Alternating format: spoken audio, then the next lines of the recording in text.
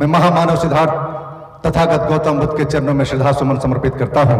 उन तमाम महापुरुषों, संतों, गुरुओं जिन्होंने अपने अपने तरीके से भारत की बेहतरी के लिए, यूं कहें कि बहुजनों के मुक्ति के लिए अपना सर्वस्व न्यौछावर किया।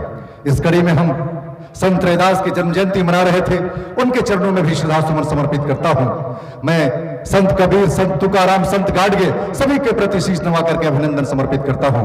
आरक्षण के जनक कहे जाने वाले हम साहू जी महाराज के प्रति अपनी कृतज्ञता ज्ञापित करते हैं। उसी कड़ी में सामाजिक परिवर्तन के अग्रदूत राष्ट्रपिता ज्योतिबा फूले के प्रति भी नमन समर्पित करता हूं। ज्योतिबा फूले का नाम आए और माता सावित्री बाई का नाम ना आए, फातिमा शेख का नाम नहीं आए तो कैसे होगा। उनके प्रति भी मैं अपना आभार और अभिनंदन समर्पित करता हूं। उसी कड़ी में फूले को याद करता हूं, पेरियार को याद करता हूं, और जिनकी बदौलत आज हम यहां बैठे हैं, आज हम अपनी चिंताएं लेकर के यहां एकत्रित हुए हैं, आज हम मंथन के लिए यहां बहुत आराम से बैठे हैं, सुरक्षित महसूस कर पा रहे हैं। बाबा साहेब डॉक्टर भीमराव अंबेडकर, जिनके बदौलत आज हमारा मान सम्मान है, हमारी सुरक्षा है, हमारी बेहतरी है, हमारे नाम के आगे डॉक्टर, इंजीनियर लग रहा है, और हम सब अपने भविष्य के बारे में कुछ सोच सकते हैं, हम सपने पाल सकते हैं, उन सपनों को हम आकार दे सकते हैं। उनके प्रति हम अपनी कृतज्ञता शब्दों के द्वारा हम ज्ञापित नहीं कर सकते हैं। बाबा साहेब डॉक्टर भीमराव अंबेडकर को यदि हम मानते हैं, यदि जानते हैं, समझते हैं, उनके दिखाए हुए मार्ग पर चलना चाहते हैं, तो आज का दिवस सबसे बड़ा दिवस है, आज का दिवस सबसे कारगर दिवस है। संविधान हमारा मान सम्मान, हमारी सुरक्षा, हमारा सब कुछ है। इस बात को लेकर के हम सबको संजीदा होने की जरूरत है, हम सबको गंभीर होने की जरूरत है। तो हम महामानव अंबेडकर के प्रति भी अपनी कृतज्ञता ज्ञापित करते हैं। हम मान्यवर काशीराम के प्रति भी आभार अपना व्यक्त करते हैं, जिन्होंने बहुजन महानायकों के प्रति, बहुजन महानायकों से हम सबको परिचित कराया, हम सबके घरों के दरों दीवार पर उन तस्वीरों को टंगवा दिया, जिनके बदौलत आज हम सब अपना होने का भी एहसास कर पाते हैं। तो हम मान्यवर काशीराम के प्रति भी अपना आभार और कृतज्ञता ज्ञापित करते हैं। और आप सभी जिस आंदोलन को लेकर के यहां एकत्रित हुए हैं, वो आंदोलन ऐसे पूरा नहीं हो पाएगा। आराम से बैठने से, आराम से सोने, खाने और चलने से उसको एक अलग दिशा देनी पड़ेगी। जीने मरने से जोड़कर उसको देखना पड़ेगा, अपने अस्तित्व के निशानी बनाकर उसको अपने जेहन में बैठानी होगी, तब जाकर होगा। आपने महान वक्ताओं को सुना और आपको एहसास हो रहा होगा कि वर्तमान जो दौर है, हमारे जो मुश्किलें हैं, संविधान के ऊपर जो खतरा है, उसके ऊपर जो हमला है, हमारे अधिकारों के ऊपर जो हमला है, उस सब को हम सब बहुत तरीके से समझ रहे हैं। लेकिन हम सब अकेले अकेले बिखरे हुए हैं, और उन खतरों को कैसे दूर किया जाए, उन खतरों से कैसे निपटा जाए, हम कोई एक माकूल या कोई एक ठोस युक्ति निकाल नहीं कर पा रहे हैं। इसी मंथन के लिए आज का ये कार्यक्रम यहाँ पर है। मैं कुछ बात रखूंगा, यूं कहे कि निवेदन करूंगा कि हम सबको कैसे आगे आना है, हम सबको क्या करना है। आपके समक्ष यहां बैठे हैं अंबेडकर चेतना परिषद के राष्ट्रीय अध्यक्ष, जिनके मार्गदर्शन में हम सब निरंतर चल रहे हैं, हम सब उनके साथ आगे बढ़ रहे हैं। हम सब अपनी बेहतरी के लिए, समाज की बेहतरी के लिए, प्रबुद्ध भारत के निर्माण के लिए हम सब एक संकल्पित हो रहे हैं और आगे बढ़ रहे हैं, एकजुट हो रहे हैं। तो मैं डॉक्टर विजय कुंवर त्रिशरण सर का नमन करता हूं, उनका आभार करता हूं कि उनके कोशिश से आज हम सब युवा यहां खड़े हैं। मैं हूं या फिर डॉक्टर राकेश जी के रूप में आप युवा साथी को देख रहे हैं, जिन्हें अभी कुछ दिन पहले ही युद्ध विंग का उन्हें नेशनल प्रेसिडेंट बनाया गया है। तो डॉक्टर विजय कुमार त्रिशरण के मार्गदर्शन में हम सब आगे बढ़ेंगे, मजबूत बनेंगे और संविधान की सुरक्षा को हम सब अपना संकल्प बनाएंगे। आज बेसब्री से सुबह से आप जिनका इंतजार कर रहे हैं, मुश्किलें तो होती हैं, कई 100 किलोमीटर की यात्रा करके आज हम यहां तक पहुंच पाए हैं। आप सबको इंतजार था प्रोफेसर सुषमा अंधारे मैडम का, कहां महाराष्ट्र की धरती से आकर के उस आंदोलन को लेकर के आप सबसे जुड़ने के लिए, आप सबसे मिलने के लिए, हम सबके आंदोलन में एक गति देने के लिए, अपनी ऊर्जा सम्माहित करने के लिए हमारे बीच में सुषमा अंधारे मैडम बैठी हैं। मैं घंटों उनके साथ यात्रा करके आज आप यहां आपके समक्ष पहुंचा हूं, उनके विचारों से अवगत हुआ।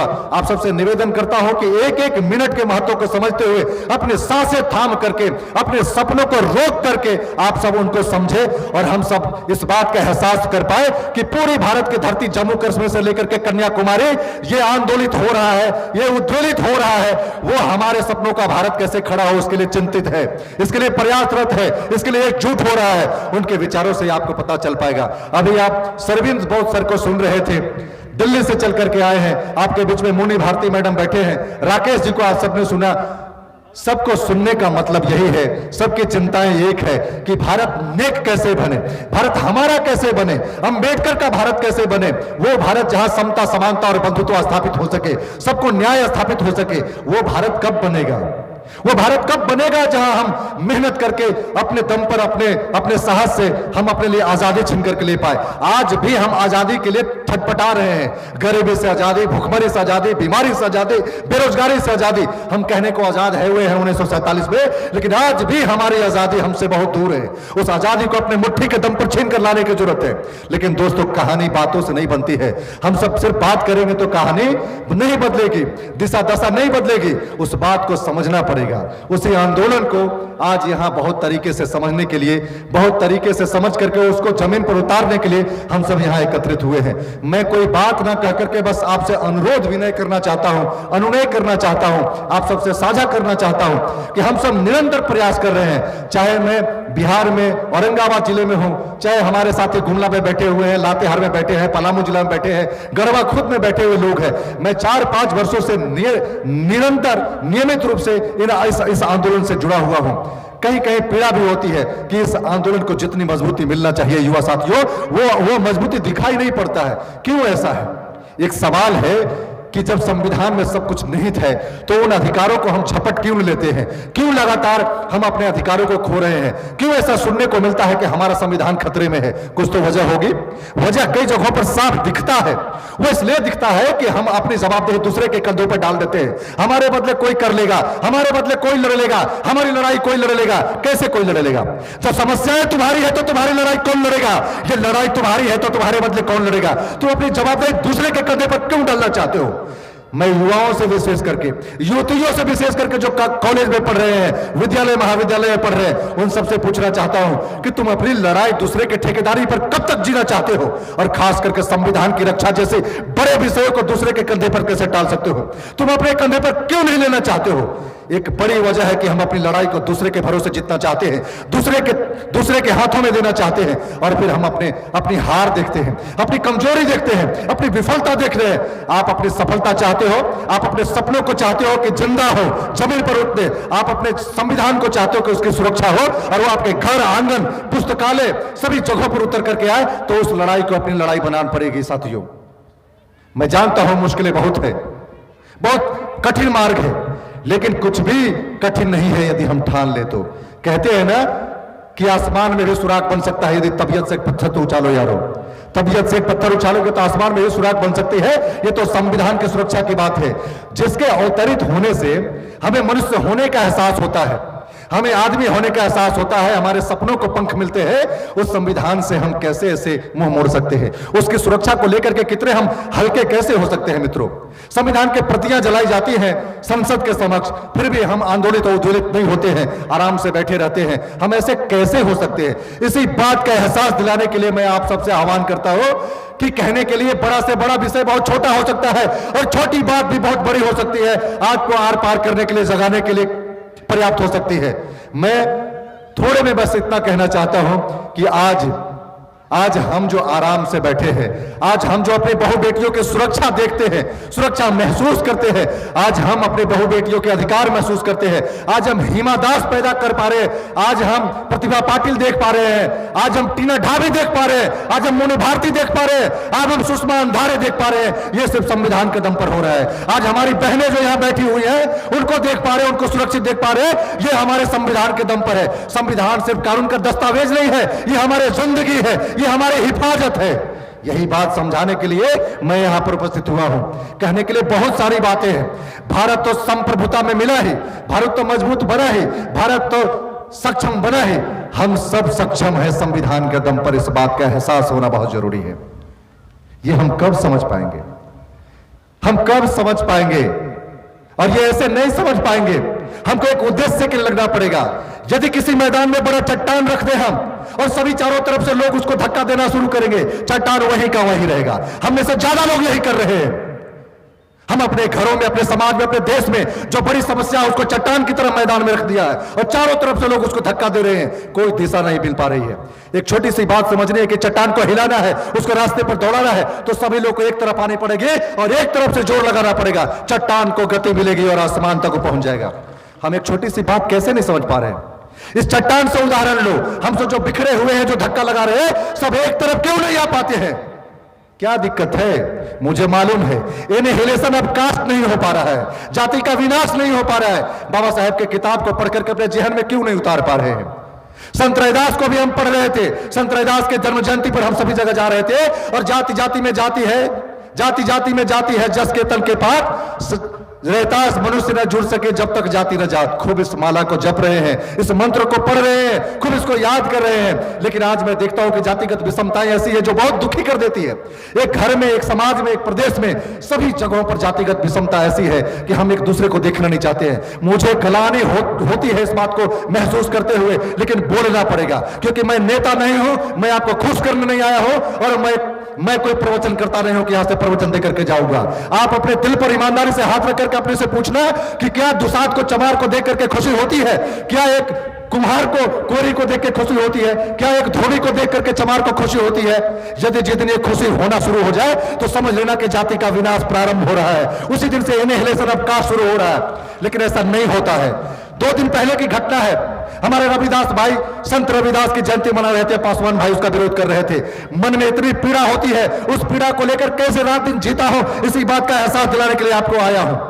यहां बैठे, सभा में बैठे हुए तमाम बुजुर्ग हैं, माताएं हैं, बहनें हैं, युवा साथी हैं। यदि जाति विनाश को लेकर के आपके मन में यदि कोई योजना नहीं है, यदि कोई बात नहीं है, कोई सोच नहीं है, तो ऐसी आयोजना में आने का हमें लगता है कोई खास मतलब नहीं है। आज यहां आप आएंगे, चंद घंटे बिता करके वापस घर में जाएंगे और वही गहरी नींद के साथ सोएंगे। मैं आपको नींद से जगाने आया हूं, आपको बताने आया हूं कि जाति का विनाश किताब में लिखा नहीं है, हमारे व्यवहार में लिखा है, हमारे सोच में लिखा है। एक दूसरे के साथ मिलने और जाति रोटी बेटी का रिश्ता निभाने से बना है। आप यहां बैठे सभा में कितने लोग अपने बेटी के रिश्ता दूसरे जाति से करने के लिए तैयार है? यदि तैयार नहीं है तो आज से तैयार करना शुरू करो।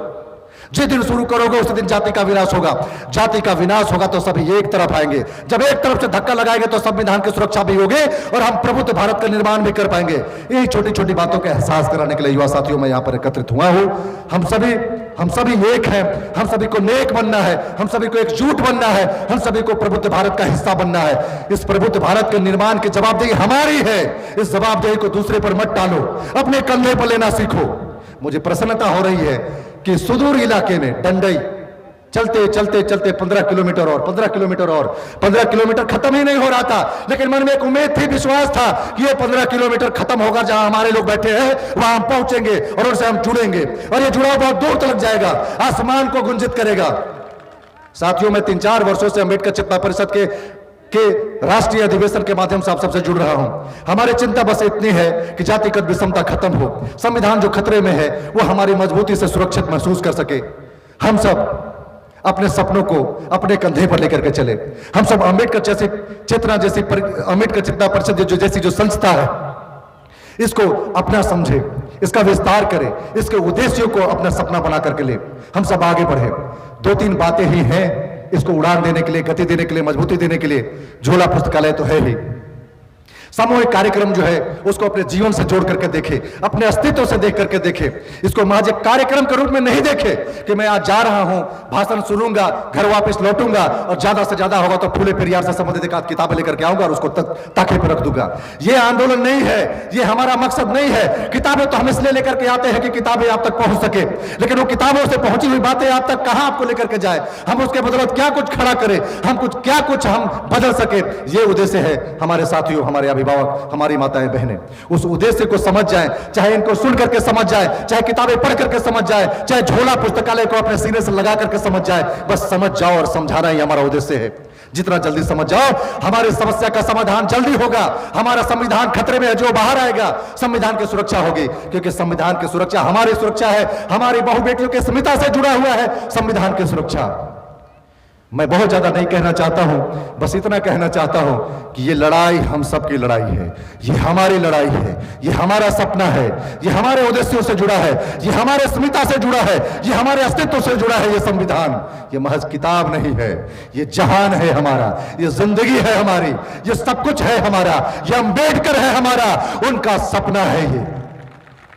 अभी भी बात समझने में मुश्किल आ रही है तो बचा खुचा बात मैं अब ताई सुषमा पर छोड़ता हूं, मुनि भारती पर छोड़ता हूं, डॉक्टर विजय कुमार त्रिशरण पर छोड़ता हूं कि जो बातें मुझसे छूट गई है उन बातों के माध्यम से आपके अंदर जो ठंडाई है, जो बर्फ है, उसको पिघलाकर तूफान बनाया जाए।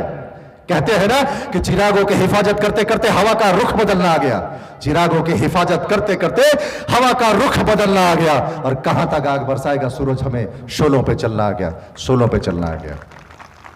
कच्चे कमजोर इरादों से कभी ख्वाब संजोया जाता नहीं, कच्चे कमजोर इरादों से कभी ख्वाब संजोया जाता नहीं, और जहां सपने पहले से बंजर हो वहां कोई बात उगाया जाता नहीं। कौन सी बात? संविधान बचाने की बात। बहुत सारी बातें हैं बचे हुए, जो यहां बैठे हुए विभूति है, जो हमारे मार्गदर्शक है, जो गार्जियन है, वो बाकी बातें कहेंगे। मैं बस अनुरोध के तौर पर इतना ही छोड़ करके जा रहा हूं कि जिस विषय को लेकर के आज हल्के में आराम से बैठे हैं, वो विषय इतना गंभीर होने वाला है आने वक्त में कि आपके पास कोई विकल्प नहीं रह जाएगा सड़कों पर उतरने के अलावा, संसद तक अपनी आवाज बुलंद करने के अलावा। और ये सब कुछ लाठी डंडा लेकर के नहीं, अपने मिले हुए अधिकारों से संभव किया जा सकता है, वोटों के अधिकार से संभव किया जा सकता है, अपने जनप्रतिनिधियों के माध्यम से संसद में और विधानसभा में अपनी आवाज पहुंचा के की जा सकती है। इन्हीं सब बातों के साथ मैं आप सबका शीश नवा करके अभिनंदन समर्पित करता हूं। जय भारत, जय संविधान, जय फूले पेरियार आप सब तक पहुंचाना चाहता हूं। धन्यवाद, आभार, अभिनंदन। साथियों, नेशनल जनमंच को सब्सक्राइब करें, साथ ही बेल आइकन की घंटी को बजाएं।